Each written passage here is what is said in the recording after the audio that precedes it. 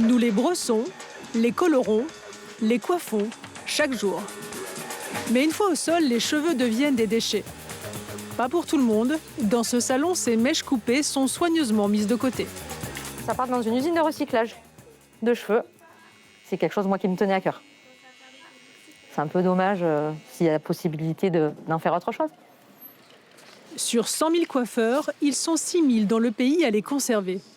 Colorés, naturels, d'hommes ou de femmes, chaque mois, au moins 2 sacs remplis de cheveux sont collectés dans ces bacs.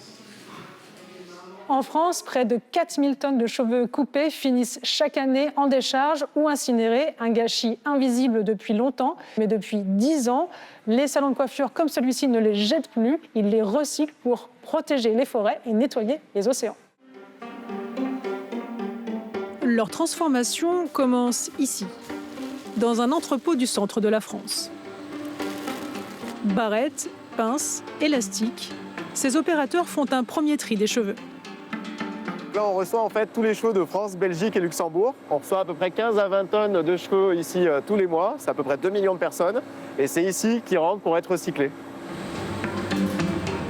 À l'aide d'un logiciel sophistiqué, les cheveux, tous différents, sont mélangés pour créer une matière tout à fait homogène.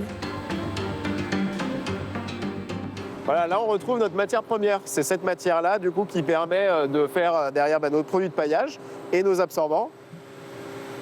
Mélangés à des chutes de laine, eux aussi récupérées, ils forment un matériau dense, proche d'un tapis. Pas de plastique, pas de colle, juste du cheveu et de la laine. C'est 100% d'origine naturelle. Et vous voyez, quand on tire dessus, en fait, ça se tient, quoi. Composés à 95% de kératine, les cheveux humains sont particulièrement résistants. Mais surtout, ils absorbent les hydrocarbures. Une propriété exploitée dès 2020, lors de la marée noire sur l'île Maurice. Si le cheveu est capable d'absorber les hydrocarbures, c'est parce qu'en fait, il a cette capacité naturelle à caler le gras entre les écailles. Et d'ailleurs, si on a les cheveux gras, c'est que justement, tout le sébum et nos corps gras s'intercalent dans les écailles du cheveu. Ça réagit de la même manière avec le pétrole. Des océans aux forêts. Dans cette parcelle, un jeune arbre n'a pas survécu au passage d'un chevreuil.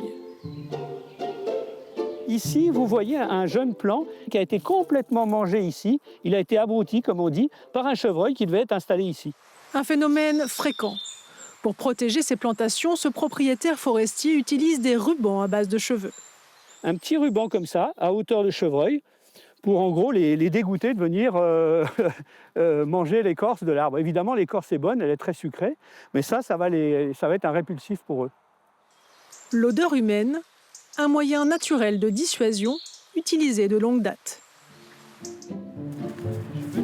L'enjeu est de taille. Plus de 4000 arbres plantés, 12 essences différentes, pour un investissement de 25 000 €. Ici, c'est un sapin de Born-Müller, c'est une essence qui doit résister au réchauffement climatique. Chaque arbre est protégé par un dispositif capillum. On la met autour du pied, de cette façon-là, tout simplement. Résultat, des dégâts largement réduits.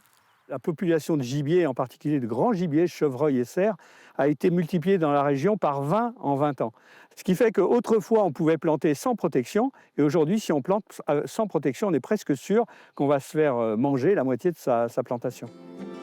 Une alternative aux protections en plastique, qui se fragmentent en microplastiques. Les cheveux, eux, se dégradent naturellement en quelques années et retournent à la terre, enrichissant ainsi les sols pour les forêts de demain.